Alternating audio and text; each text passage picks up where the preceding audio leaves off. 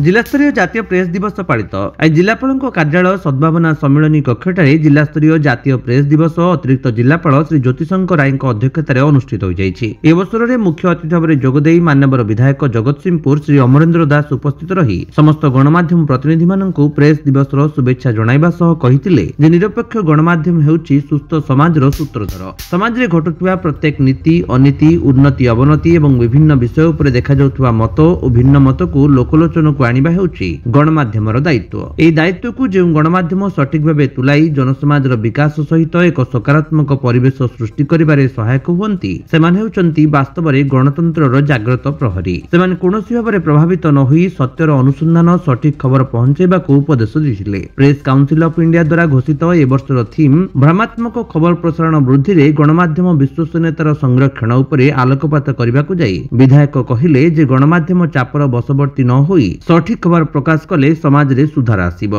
गणमाध्यम प्रतिनिधि मानक निवेदन अनुसार आगामी दिन में जिले में प्रेस भवन निर्माण करने जिलापाल को चिठी माध्यम जणाइथिबा कथा कहिथिले विधायक श्री दास। सभारे अध्यक्षता करी अतिरिक्त जिलापाल श्री ज्योतिशंकर राय कहिथिले विभिन्न परिवर्तन गुड़िक सत्वे गणतंत्र जाग्रत प्रहरी होई सठिक तथ्य लोकलोचन को आनिबा सह जनसाधारण आगरे सत्यता प्रतिपादन करबा हेउची सांबादिकतार मूलमंत्र। जे मूलमंत्र को पाथेय करी कार्य करबा सह जिल्लार सर्वांगीन उन्नति पई प्रशासन सहित समन्वय रखी कार्य करबा उभयंक पई निहाती जरूरी करा जाउची। ता भितर हम जगतसिंहपुर सदर महकुमा रे ए कॉन्फ्रेंस हॉल दिवसटी पालन करा जाउची।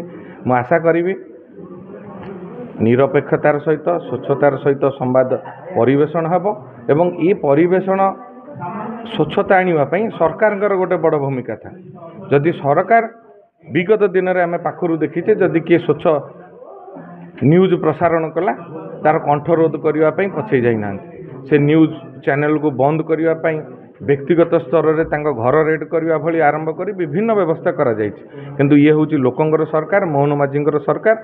आपण निश्चित रुहंतु कहारी संगे पक्षपातिता करा जीवो नहीं पातर अंतर करा जीवो नहीं। सांबादिक मानकु सरकार यथेष्ट सम्मान देई आसिछन्ते एवं आगामी दिन में देबे बिना अंकुशरे बिना चापरे ए स्वच्छता आपण माने परिप्रकाश करेंगे ये आशा विश्वास हम रखुଛୁ। जगतसिंहपुर राकेश कुमार राय रिपोर्ट विश्व विजयी न्यूज ओडिशा।